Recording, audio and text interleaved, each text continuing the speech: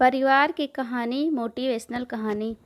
यह कहानी दो परिवारों की है। दो अलग अलग परिवार जिनमें सदस्य तो एक बराबर थे, लेकिन एक में हमेशा झगड़ा होता रहता था, वहीं दूसरे में लोग बेहद शांति और सुख से रहते थे।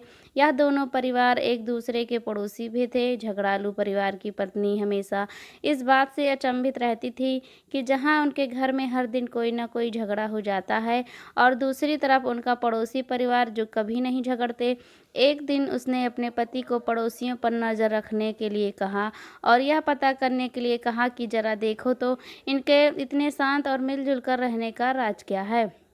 पत्नी के कहे अनुसार पति अपने पड़ोसियों के घर के पीछे छुप गया और खिड़की से उन पर नजर रखने लगा। खिड़की से झांक कर देख शांत परिवार की पत्नी फर्श पर पोछा मार रही थी। तब अचानक किचन से कोई आवाज़ सुनाई दी, तो वह अपना काम छोड़कर किचन में चली गई। उसी दौरान उसका पति उसी जगह पर आया जहां वो पोछा मार रही थी और बाल्टी से पैर टकराने से गिर गया।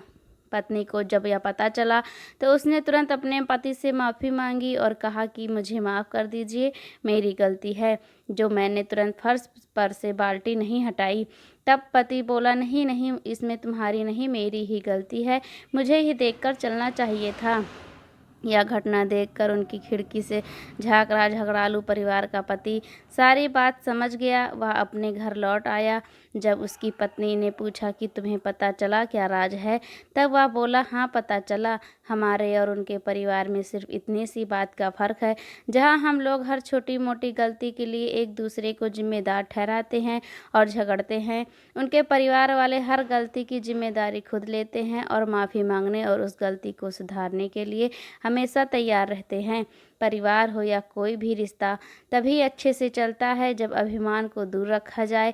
हमेशा मैं सही हूँ और मैं कोई गलती ही नहीं कर सकता, यह एटीट्यूड के साथ कोई भी परिवार या रिश्ता ज़्यादा नहीं चल सकता।